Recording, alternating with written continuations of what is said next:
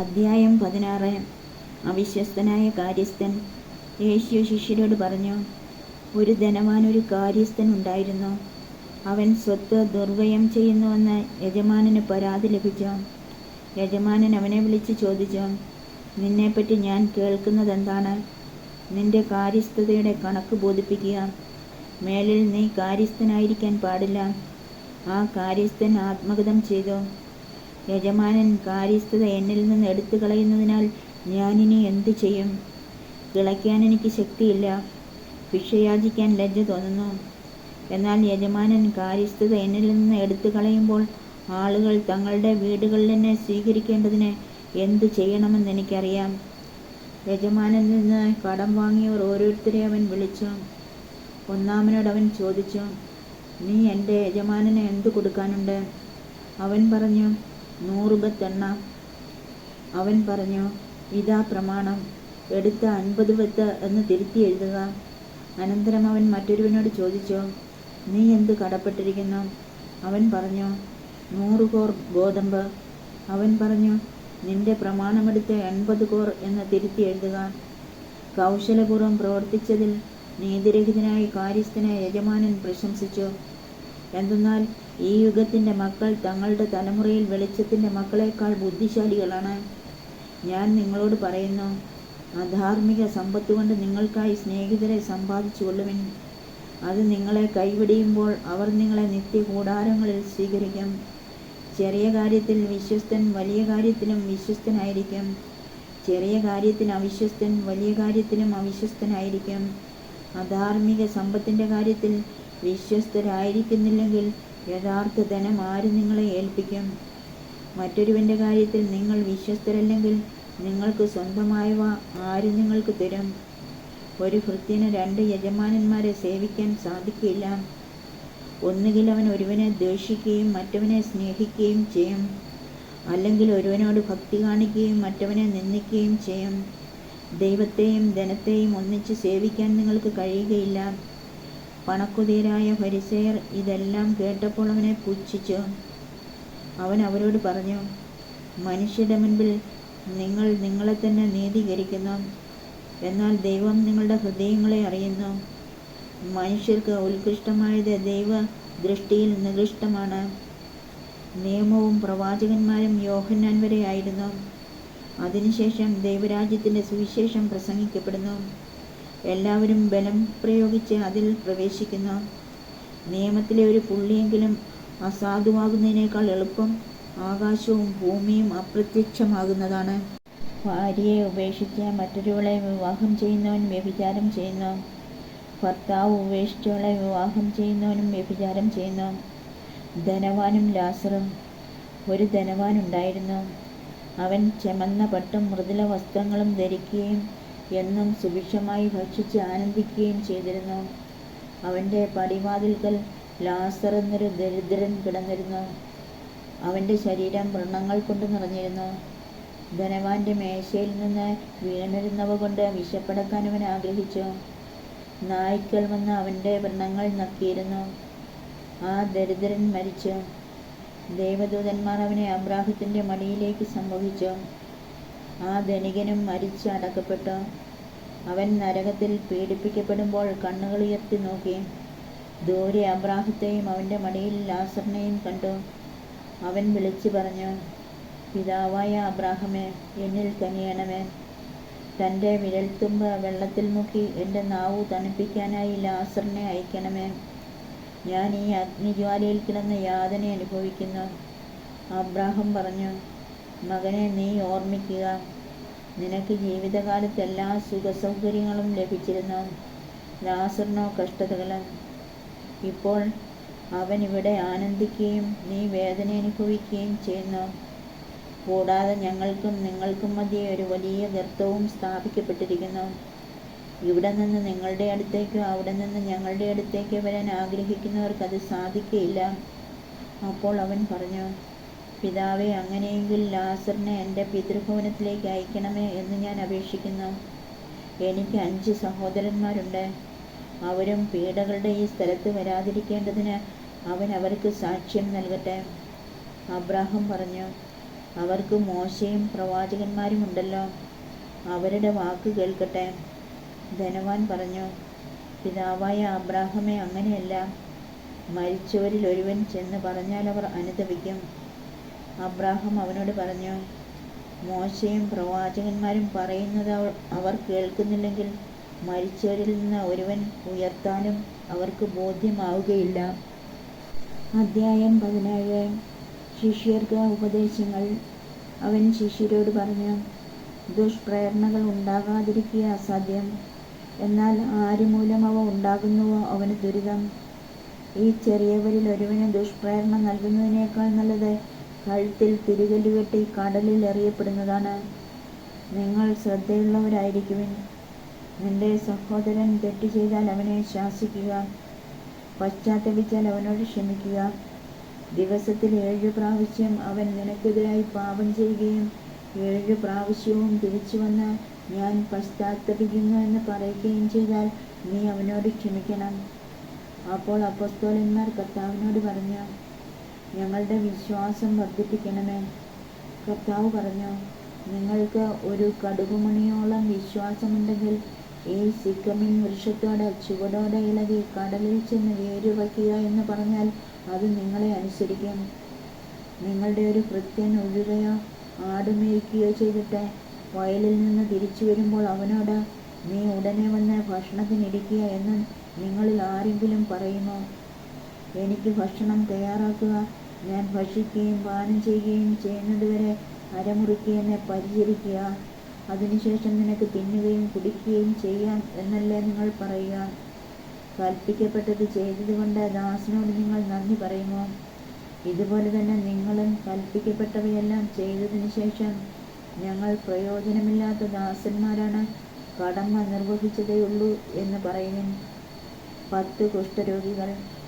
ജെറുസലേമിലേക്കുള്ള യാത്രയിൽ അവൻ ശമരിയായ്ക്കും ഗലീലയ്ക്കും മധ്യേ കടന്നു പോവുകയായിരുന്നു. അവനൊരു ഗ്രാമത്തിൽ പ്രവേശിച്ചപ്പോൾ അകലെ നിന്നിരുന്ന 10 കുഷ്ഠരോഗികൾ അവനെ കണ്ടു. അവർ സ്വരമുയർത്തി, യേശുവേ, ഗുരോ, ഞങ്ങളിൽ കനിയണമേ എന്ന് അപേക്ഷിച്ചു. അവരെ കണ്ടപ്പോൾ അവൻ പറഞ്ഞു, പോയി നിങ്ങളെ തന്നെ പുരോഹിതന്മാർക്ക് കാണിച്ചു കൊടുക്കുവിൻ. പോകും വഴി അവർ സുഖം പ്രാപിച്ചു. അവരിൽ ഒരുവൻ താൻ രോഗവിമുക്തനായി എന്ന് കണ്ട ഉച്ചത്തിൽ ദൈവത്തെ സ്തുതിച്ചുകൊണ്ട് തിരിച്ചു വന്നു. അവൻ യേശുവിൻ്റെ കാൽക്കൽ സാഷ്ടാംഗം പ്രണമിച്ച് നന്ദി പറഞ്ഞു. അവനൊരു സമരിയാക്കാരനായിരുന്നു. യേശു ചോദിച്ചു, 10 പേരല്ലേ സുഖപ്പെട്ടത്?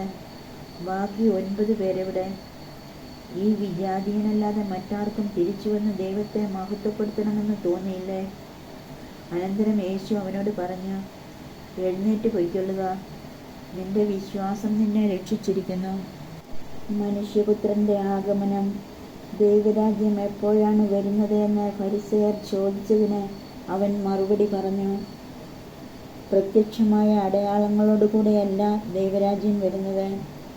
ഇതാ ഇവിടെ, അതാ അവിടെ എന്ന് ആരും പറയുകയുമില്ല. എന്തെന്നാൽ ദൈവരാജ്യം നിങ്ങളുടെ ഇടയിൽ തന്നെയുണ്ട്. അവൻ ശിഷ്യരോട് പറഞ്ഞു, മനുഷ്യപുത്രൻ്റെ ദിവസങ്ങളിലൊന്ന് കാണാൻ നിങ്ങൾ ആഗ്രഹിക്കുന്ന സമയം വരും, എന്നാൽ നിങ്ങൾ കാണുകയില്ല. അതാ അവിടെ, ഇതാ ഇവിടെയെന്ന് അവർ നിങ്ങളോട് പറയും. നിങ്ങൾ പോകരുത്, അവരെ നിങ്ങൾ അനുഗമിക്കുകയും അരുത്. ആകാശത്തിൻ്റെ ഒരറ്റത്തു നിന്ന് മറ്റേ അറ്റത്തേക്ക് പായുന്ന മിന്നൽ പിണർ പ്രകാശിക്കുന്നത് പോലെയായിരിക്കും തൻ്റെ ദിവസത്തിൽ മനുഷ്യപുത്രനും. എന്നാൽ ആദ്യമേ അവൻ വളരെ കഷ്ടതകൾ സഹിക്കുകയും ഈ തലമുറയാൽ ഉപേക്ഷിക്കപ്പെടുകയും ചെയ്യേണ്ടിയിരിക്കുന്നു. നോഹയുടെ ദിവസങ്ങളിൽ സംഭവിച്ചത് എങ്ങനെയോ അങ്ങനെയായിരിക്കും മനുഷ്യപുത്രൻ്റെ ദിവസങ്ങളിലും. നോഹ പെട്ടകത്തിൽ പ്രവേശിക്കുകയും ജലപ്രളയം വന്ന സകലതും നശിപ്പിക്കുകയും ചെയ്തതുവരെ അവർ തിന്നും കുടിച്ചും വിവാഹം ചെയ്തും ചെയ്തു കൊടുത്തും കഴിഞ്ഞിരുന്നു. ലോത്തിൻ്റെ നാളുകളിലും അങ്ങനെ തന്നെയായിരുന്നു. അവർ തിന്നുകയും കുടിക്കുകയും വാങ്ങുകയും വിൽക്കുകയും നടുകയും വീട് പണിയുകയും ചെയ്തുകൊണ്ടിരുന്നു. പക്ഷേ ലോത്ത് സോദോമിൽ നിന്ന് ഓടിപ്പോയ ദിവസം സ്വർഗത്തിൽ നിന്ന് തീയും ഗന്ധകവും പെയ്ത് അവരെയെല്ലാം നശിപ്പിച്ചു. ഇപ്രകാരം തന്നെയായിരിക്കും മനുഷ്യപുത്രൻ വെളിപ്പെടുന്ന ദിവസത്തിലും. ആ ദിവസം പുരമുകളിലായിരിക്കുന്നവൻ വീടിനകത്തുള്ള തൻ്റെ സാധനങ്ങളെടുക്കാൻ താഴേക്ക് ഇറങ്ങിപ്പോകരുത്. അതുപോലെ തന്നെ വയലിലായിരിക്കുന്നവനും പിന്നിലുള്ളവയിലേക്ക് തിരിയരുത്. ലോത്തിന്റെ ഭാര്യയ്ക്ക് സംഭവിച്ചത് ഓർമ്മിക്കുക. തൻ്റെ ജീവൻ നിലനിർത്താൻ പരിശ്രമിക്കുന്നവൻ അത് നഷ്ടപ്പെടുത്തും, എന്നാൽ തൻ്റെ ജീവൻ നഷ്ടപ്പെടുത്തുന്നവൻ അത് നിലനിർത്തും. ഞാൻ നിങ്ങളോട് പറയുന്നു, അന്നു രാത്രി ഒരു കട്ടിലിൽ 2 പേർ ഉണ്ടായിരിക്കും. ഒരാൾ എടുക്കപ്പെടും, മറ്റേയാൾ അവശേഷിക്കും. 2 സ്ത്രീകൾ ഒരുമിച്ച് ധാന്യം പൊടിച്ചുകൊണ്ടിരിക്കും. ഒരുവൾ എടുക്കപ്പെടും, മറ്റവൾ അവശേഷിക്കും. കർത്താവേ, എവിടേക്കെന്ന് അവർ ചോദിച്ചു. അവൻ പറഞ്ഞു, ശവം എവിടെയോ അവിടെ കഴുകന്മാർ വന്നുകൂടും. അധ്യായം 18. ന്യായാധിപനും വിധവയും. ഭഗ്നാശരാകാതെ എപ്പോഴും പ്രാർത്ഥിക്കണമെന്ന് കാണിക്കാൻ യേശു അവരോട് ഒരു ഉപമ പറഞ്ഞു. ദൈവത്തെ ഭയപ്പെടുകയോ മനുഷ്യരെ മാനിക്കുകയോ ചെയ്യാത്ത ഒരു ന്യായാധിപൻ ഒരു പട്ടണത്തിലുണ്ടായിരുന്നു. ആ പട്ടണത്തിലൊരു വിധവയും ഉണ്ടായിരുന്നു. അവൾ വന്ന് അവനോട്, എതിരാളിക്കെതിരെ എനിക്ക് നീതി നടത്തിത്തരണമേ എന്ന് അപേക്ഷിക്കുമായിരുന്നു. കുറേ നാളത്തേക്ക് അവനത് ഗവനിച്ചില്ല. പിന്നീട് അവൻ ഇങ്ങനെ ചിന്തിച്ചു, ഞാൻ ദൈവത്തെ ഭയപ്പെടുകയോ മനുഷ്യരെ മാനിക്കുകയോ ചെയ്യുന്നില്ല. എങ്കിലും ഈ വിധവ എന്നെ ശല്യപ്പെടുത്തുന്നതുകൊണ്ട് ഞാൻ അവൾക്ക് നീതി നടത്തിക്കൊടുക്കും. അല്ലെങ്കിൽ അവൾ കൂടെ കൂടെ വന്ന് എന്നെ അസഹ്യപ്പെടുത്തും. കർത്താവ് പറഞ്ഞു, നീതിരഹിതനായ ആ ന്യായാധിപൻ പറഞ്ഞതെന്തെന്ന് ശ്രദ്ധിക്കുവിൻ. അങ്ങനെയെങ്കിൽ രാവും പകലും തന്നെ വിളിച്ചു കരയുന്ന തൻ്റെ തെരഞ്ഞെടുക്കപ്പെട്ടവർക്ക് ദൈവം നീതി നടത്തിക്കൊടുക്കുകയില്ലേ? അവിടുന്ന് അതിന് കാലവിളംബം വരുത്തുമോ? അവർക്ക് വേഗം നീതി നടത്തിക്കൊടുക്കുമെന്ന് ഞാൻ നിങ്ങളോട് പറയുന്നു. എങ്കിലും മനുഷ്യപുത്രൻ വരുമ്പോൾ ഭൂമിയിൽ വിശ്വാസം കണ്ടെത്തുമോ? ഫരിസേയനും ചുങ്കക്കാരനും തങ്ങൾ നീതിമാന്മാരാണ് എന്ന ധാരണയിൽ തങ്ങളിൽ തന്നെ ആശ്രയിക്കുകയും മറ്റുള്ളവരെ പുച്ഛിക്കുകയും ചെയ്യുന്നവരോട് അവൻ ഈ ഉപമ പറഞ്ഞു. 2 പേർ പ്രാർത്ഥിക്കാൻ ദേവാലയത്തിലേക്ക് പോയി. ഒരാൾ ഫരിസേയനും മറ്റേയാൾ ചുങ്കക്കാരനും. ഫരിസേയൻ നിന്നുകൊണ്ട് ഇങ്ങനെ പ്രാർത്ഥിച്ചു, ദൈവമേ, ഞാൻ നിനക്ക് നന്ദി പറയുന്നു. എന്തെന്നാൽ ഞാൻ അക്രമികളും നീതിരഹിതരും വ്യഭിചാരികളുമായ മറ്റു മനുഷ്യരെ പോലെയോ ഈ ചുങ്കക്കാരനെ പോലെയോ അല്ല. ഞാൻ ആഴ്ചയിൽ 2 പ്രാവശ്യം ഉപവസിക്കുന്നു. ഞാൻ സമ്പാദിക്കുന്ന സകലത്തിൻ്റെയും ദശാംശം കൊടുക്കുന്നു. ആ ചുങ്കക്കാരനാകട്ടെ ദൂരെ നിന്ന് സ്വർഗത്തിലേക്ക് കണ്ണുകൾ ഉയർത്താൻ പോലും ധൈര്യപ്പെടാതെ മാറത്തടിച്ചുകൊണ്ട്, ദൈവമേ, പാപിയായ എന്നിൽ കനിയണമേ എന്ന് പ്രാർത്ഥിച്ചു. ഞാൻ നിങ്ങളോട് പറയുന്നു, ഇവൻ ആ ഫരിസേയനേക്കാൾ നീതീകരിക്കപ്പെട്ടവനായി വീട്ടിലേക്ക് മടങ്ങി. എന്തെന്നാൽ തന്നെ തന്നെ ഉയർത്തുന്നവൻ താഴ്ത്തപ്പെടും, തന്നെ തന്നെ താഴ്ത്തുന്നവൻ ഉയർത്തപ്പെടുകയും ചെയ്യും. ശിശുക്കളെ ആശീർവദിക്കുന്നു. അവൻ കൈകൾ വെച്ച് അനുഗ്രഹിക്കേണ്ടതിന് ശിശുക്കളെ അവൻ്റെ അടുത്ത് അവർ കൊണ്ടുവന്നു. അവൻ്റെ ശിഷ്യന്മാർ ഇത് കണ്ടപ്പോൾ അവരെ ശകാരിച്ചു. എന്നാൽ യേശു അവരെ തൻ്റെ അടുത്തേക്ക് വിളിച്ചിട്ട് പറഞ്ഞു, ശിശുക്കൾ എൻ്റെ അടുത്ത് വരാൻ അനുവദിക്കുവിൻ, അവരെ തടയരുത്. എന്തെന്നാൽ ദൈവരാജ്യം അവരെപ്പോലെയുള്ളവരുടേതാണ്. സത്യമായി ഞാൻ നിങ്ങളോട് പറയുന്നു, ശിശുവിനെ പോലെ ദൈവരാജ്യം സ്വീകരിക്കാത്ത ആരും അതിൽ പ്രവേശിക്കുകയില്ല. ധനികനായ മനുഷ്യൻ, ഒരു അധികാരി അവനോട് ചോദിച്ചു, നല്ലവനായ ഗുരു, നിത്യജീവൻ അവകാശമാക്കാൻ ഞാൻ എന്തു ചെയ്യണം? യേശു പറഞ്ഞു, എന്തുകൊണ്ടാണ് നീ എന്നെ നല്ലവനെന്ന് വിളിക്കുന്നത്? ദൈവമല്ലാതെ നല്ലവനായി മറ്റാരുമില്ല. പ്രമാണങ്ങൾ നിനക്കറിയാമല്ലോ. വ്യഭിചാരം ചെയ്യരുത്, കൊല്ലരുത്, മോഷ്ടിക്കരുത്, കള്ളസാക്ഷ്യം നൽകരുത്, പിതാവിനെയും മാതാവിനെയും ബഹുമാനിക്കുക. അവൻ പറഞ്ഞു, ചെറുപ്പം മുതലേ ഇവയെല്ലാം ഞാൻ പാലിച്ചിട്ടുണ്ട്. അത് കേട്ട് യേശു പറഞ്ഞു, ഇനിയും നിനക്ക് ഒരു കുറവുണ്ട്. നിനക്കുള്ളതെല്ലാം വിറ്റ് ദരിദ്രർക്ക് കൊടുക്കുക, അപ്പോൾ സ്വർഗത്തിൽ നിനക്ക് നിക്ഷേപമുണ്ടാകും. അനന്തരം വന്ന് എന്നെ അനുഗമിക്കുക. ഇത് കേട്ടപ്പോൾ അവൻ വളരെ വ്യസനിച്ചു, കാരണം അവൻ വലിയ ധനികനായിരുന്നു. യേശു അവനെ നോക്കിക്കൊണ്ട് പറഞ്ഞു, സമ്പത്തുള്ളവർ ദൈവരാജ്യത്തിൽ പ്രവേശിക്കുന്നത് എത്ര ദുഷ്കരം! ധനികൻ ദൈവരാജ്യത്തിൽ പ്രവേശിക്കുന്നതിനേക്കാൾ എളുപ്പം ഒട്ടകം സൂചിക്കുഴയിലൂടെ കടന്നു പോകുന്നതാണ്. ഇത് കേട്ടവർ ചോദിച്ചു, അങ്ങനെയെങ്കിൽ രക്ഷ പ്രാപിക്കാൻ ആർക്ക് കഴിയും? അവൻ പറഞ്ഞു, മനുഷ്യർക്ക് അസാധ്യമായത് ദൈവത്തിന് സാധ്യമാണ്. പത്രോസ് പറഞ്ഞു, ഇതാ ഞങ്ങൾ സ്വന്തമായവയെല്ലാം ഉപേക്ഷിച്ച് നിന്നെ അനുഗമിച്ചിരിക്കുന്നു.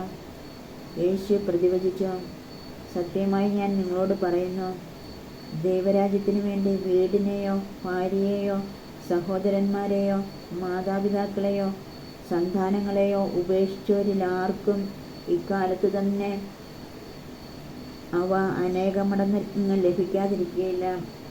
വരാനിരിക്കുന്ന കാലത്ത് നിത്യജീവനും പീഡാനുഭവവും ഉദ്ധാനവും മൂന്നാം പ്രവചനം. അവൻ 12 പേരെയും അടുത്ത് വിളിച്ച് പറഞ്ഞു, ഇതാ നമ്മൾ ജെറൂസലേമിലേക്ക് പോകുന്നു. മനുഷ്യപുത്രനെപ്പറ്റി പ്രവാചകന്മാർ വഴി എഴുതപ്പെട്ടതെല്ലാം പൂർത്തിയാകും. അവൻ വിജാതിയർക്ക് ഏൽപ്പിക്കപ്പെടും. അവർ അവനെ പരിഹസിക്കുകയും അവമാനിക്കുകയും അവൻ്റെ മേൽ തുപ്പുകയും ചെയ്യും. അവർ അവനെ പ്രഹരിക്കുകയും വധിക്കുകയും ചെയ്യും. എന്നാൽ 3-ാം ദിവസം അവൻ ഉയർത്തെഴുന്നേൽക്കും. ഇക്കാര്യങ്ങൾ ഒന്നും അവർ ഗ്രഹിച്ചില്ല. ഈ പറഞ്ഞതിൻ്റെ പൊരുൾ അവരിൽ നിന്ന് മറയ്ക്കപ്പെട്ടിരുന്നു. അവൻ സംസാരിച്ചവ അവർ മനസ്സിലാക്കിയതുമില്ല.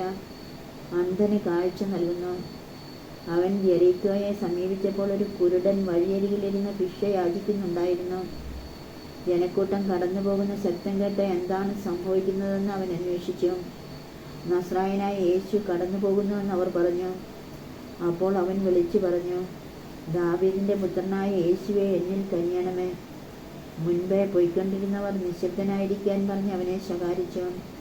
അവനാകട്ടെ കൂടുതൽ ഉച്ചത്തിൽ, ദാവീദിൻ്റെ പുത്ര, എന്നിൽ കനിയണമേ എന്ന് നിലവിളിച്ചുകൊണ്ടിരുന്നു. യേശു അവിടെ നിന്നു. അവനെ തൻ്റെ അടുത്തേക്ക് കൊണ്ടുവരാൻ കൽപ്പിച്ചു. അവൻ അടുത്തു വന്നപ്പോൾ യേശു ചോദിച്ചു, ഞാൻ നിനക്ക് വേണ്ടി എന്ത് ചെയ്യണമെന്നാണ് നീ ആഗ്രഹിക്കുന്നത്? അവൻ പറഞ്ഞു, കർത്താവേ, എനിക്ക് കാഴ്ച വീണ്ടു കിട്ടണം. യേശു പറഞ്ഞു, നിനക്ക് കാഴ്ചയുണ്ടാകട്ടെ. നിന്റെ വിശ്വാസം നിന്നെ രക്ഷിച്ചിരിക്കുന്നു. തൽക്ഷണം അവന് കാഴ്ച ലഭിച്ചു. അവൻ ദൈവത്തെ മഹത്വപ്പെടുത്തിക്കൊണ്ട് യേശുവിൻ്റെ പിന്നാലെ പോയി. ഇത് കണ്ട് എല്ലാവരും ദൈവത്തെ സ്തുതിച്ചു.